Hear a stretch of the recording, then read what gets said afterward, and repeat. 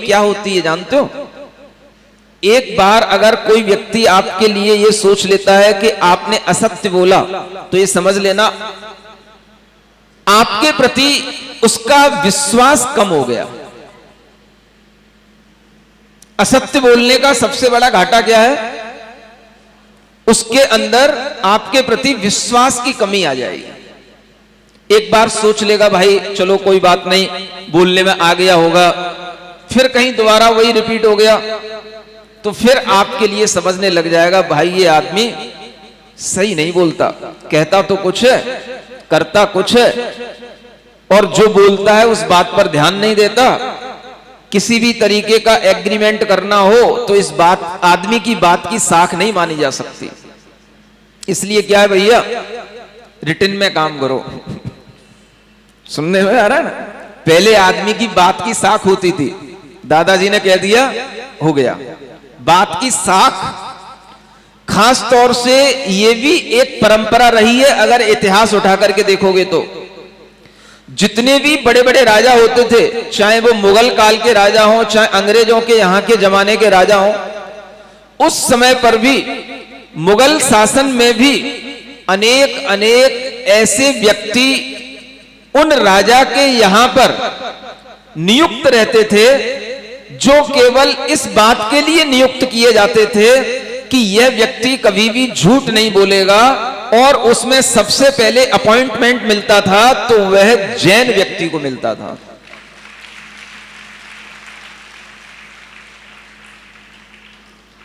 कोषाध्यक्ष के रूप में किसी भी तरह का यह व्यक्ति झूठ नहीं बोलेगा, क्योंकि यह जैन है, इसलिए राजा लोग उसको अपने पास में नियुक्ति करके रखते थे। इतनी साख थी पहले की कह रहा हूं। उस साख को मिटा डाला। पहले के दादाओं की, माता पिताओं की साख होती थी, अगर उन्होंने किसी भी व्यापारी से कह दिया कि मैं तुझे इतना पैसा वापस दे दूंगा, तो दे देंगे। तू मुझे इतना पैसा दे दे, मैं तुझे 1 महीने बाद लौटा। अगर नहीं भी लौटा पाते,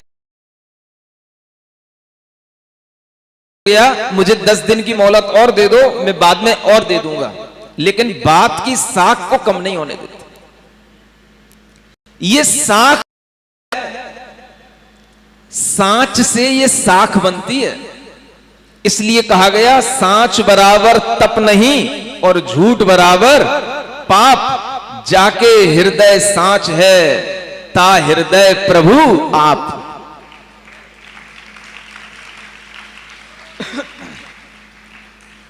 सुन रहे हो तपस्वी लोगों?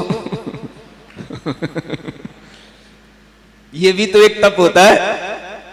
नीतिकारों ने कहा है, ये तो सामान्य से दोहे हैं, अपन स्कूलों में पढ़ते रहे। सांच बराबर तप नहीं। बताओ इसको तप कहा है? क्यों परेशान होते हो? मैं तो कहता हूं अच्छे से खाया पिया करो,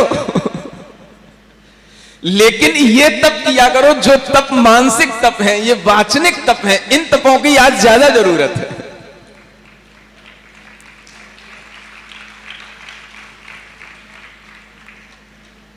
सांच बराबर तप नहीं, झूठ बराबर पाप।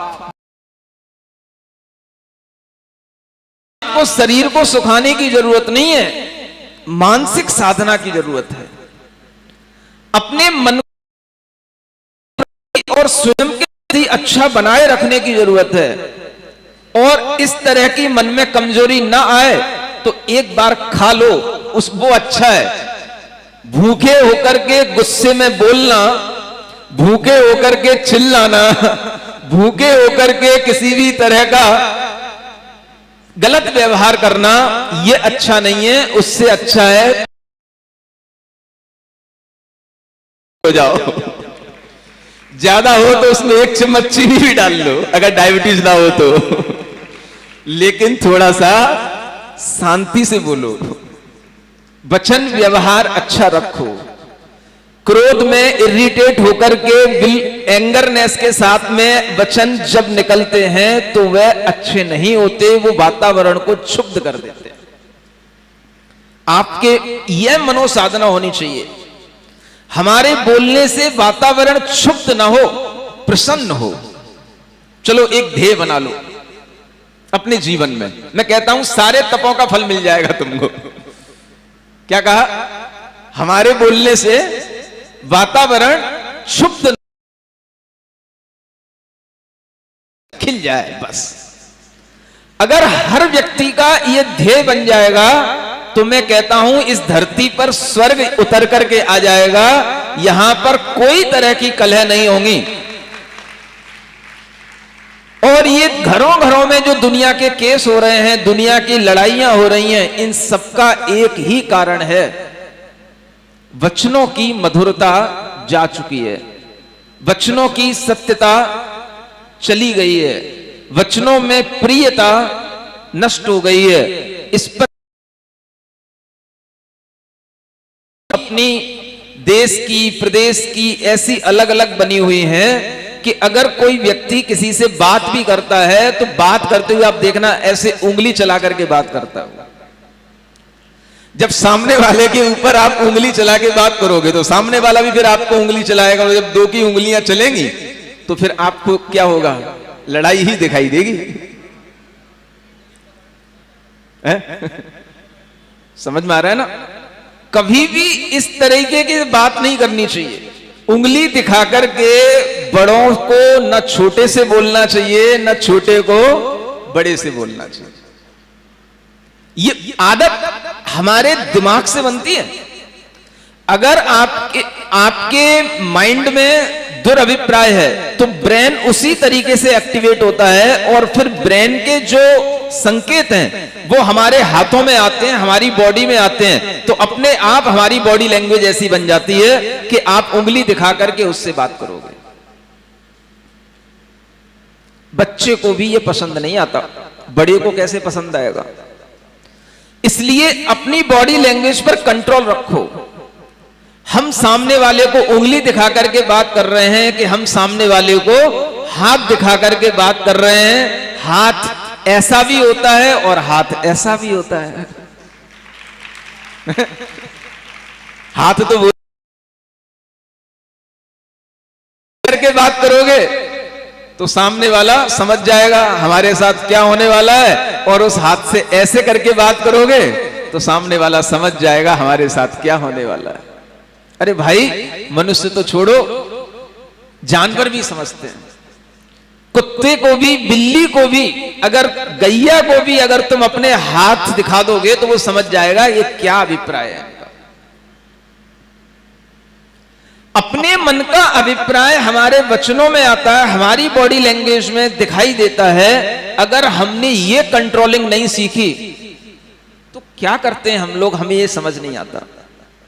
सिर्फ एक ट्रेंड चल रहा है क्या कि हमें उपवास करने से ही धर्म साधना होती है, कि हमें 2 के 4 के 6 के 10 इसी होड़ में जुड़े रहना है। मैं बुरा नहीं मानना, मैं मना नहीं कर रहा हूं, आप सब लोग उपवास करना, खूब खूब आशीर्वाद उस सब। मुझे लगता है सिर्फ 10 दिन की है।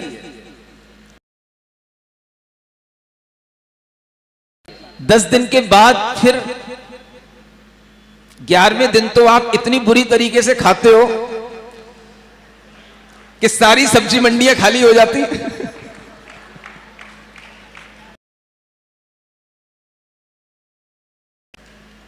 नहीं समझ आया? तो आप लोगों के लिए कुछ ऐसा भी तो होना चाहिए जो अभी भी रहे और यहां के बाद भी हो। वो इंश्योरेंस का क्या बोलता हूं, जीवन के साथ भी और जीवन के बाद भी। ऐसे ही शिविर के साथ भी और शिविर के बाद भी तो कुछ होना चाहिए।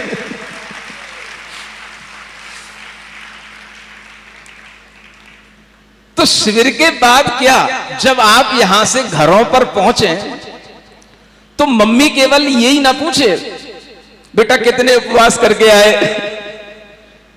वो तो एक दिन की बात होगी, शाबाशी मिलेगी। लेकिन अगर तुम यहां से जाने के बाद कभी घर वालों से ऊंची आवाज में नहीं बोले, कर्कश वचन नहीं बोले, अपमानित वचन नहीं लगेगा। प्रभाव दिखाई दे रहा है तो वो कम से कम हमको भी याद करेगी, हमको भी थैंक्स करेगी, तो कम से कम उसके अंदर भी धर्म आ जाएगा, तो सब जगह धर्म का वातावरण अच्छा बन जाएगा।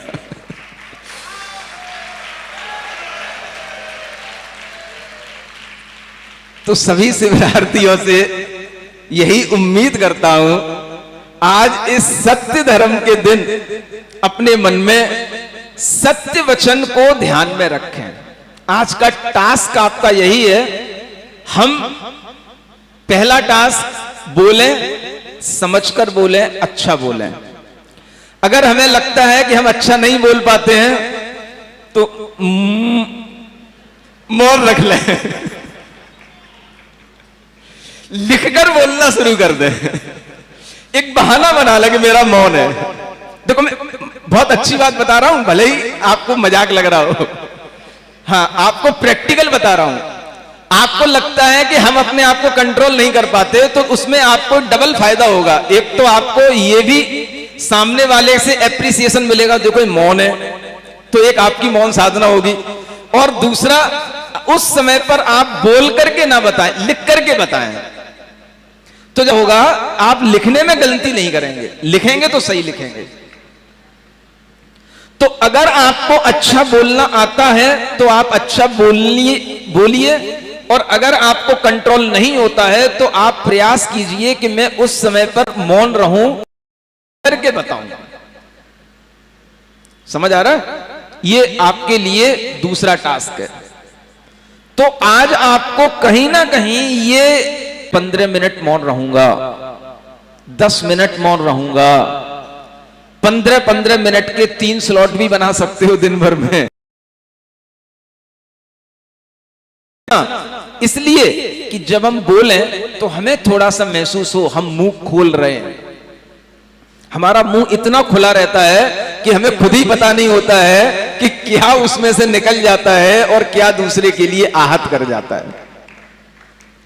तो मौन साधना करने से कंट्रोलिंग आती है। जब हम मुंह खोलते हैं तो लगता है कि हम बोल रहे हैं। कभी आप उन लोगों से समझना जो लोग जैसे कभी 3 दिन का मौन शिविर अटेंड करते हैं, है ना, 5 दिन का मौन शिविर अटेंड करते हैं, ऐसे शिविर आप अटेंड किया कीजिए। मैं आपको बता रहा हूं, ये भी प्रैक्टिकल है, ये तो ट्रेंड वाला शेड्यूल चल रहा है। लेकिन इससे पहले इसी दिल्ली में 5 दिन का शिविर, जहां पर अनेक लोगों ने आकर के 5 दिन मौन रहने की साधना की है, इसे स्वात्म साधना शिविर कहा जाता है। ये भी हम साइड वाइज चलाते रहते हैं प्रैक्टिकल।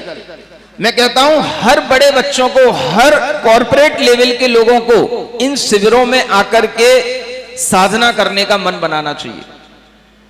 ये सबके हित के लिए, क्योंकि उसमें ना आपकी पूजा होगी ना कोई साधनाएं होती हैं, मानसिक साधना, वाचनिक साधना। तो जब आपके लिए इस तरह की चीजें आए तो इस तरह से ध्यान में रखें।